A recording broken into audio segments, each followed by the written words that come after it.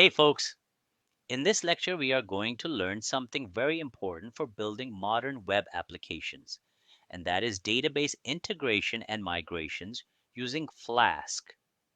In simple words, a database integration means connecting your website or web application with a system that can store information permanently so you can use it later. Think of it like giving your website a memory. For example, let's say we're building a job portal website. When users sign up or post a job, we don't want that data to disappear every time we refresh the page. We want it to stay saved, so we use a database to store all this information. A real world American example of this is LinkedIn.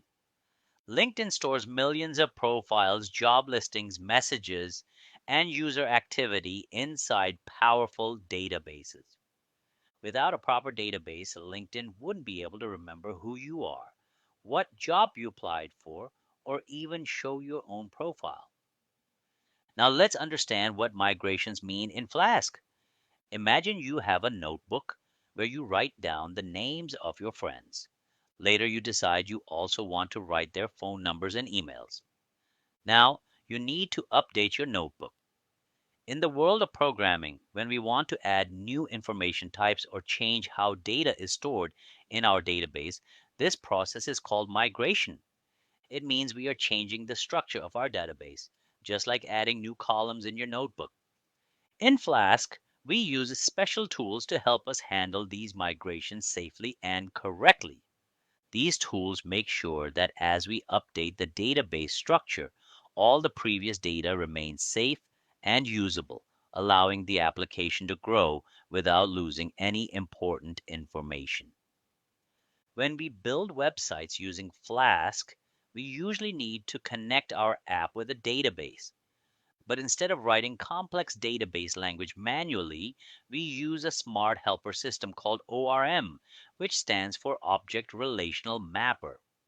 ORM allows us to write everything in simple Python code, and it secretly changes that into the database's language behind the scenes. This makes our work much easier and safer. The most popular ORM library used in Flask is called SQLAlchemy. It lets us describe the kind of data we want to store, like blog titles, author names, and posting dates using normal Python language. Then it builds the actual database tables, rows, and columns in the background.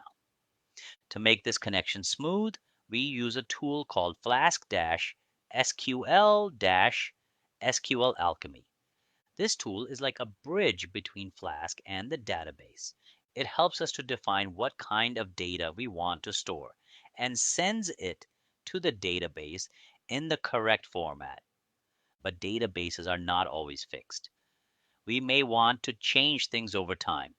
That's where Flask Migrate comes in. It is a helpful tool that keeps track of all the changes we make in our database structure. Whenever we want to add a new field or update something, Flask Migrate makes sure those changes are done correctly without breaking what already exists. So this is a simple explanation of how Flask Migrate helps us manage changes in our database safely over time. See you in the next lecture.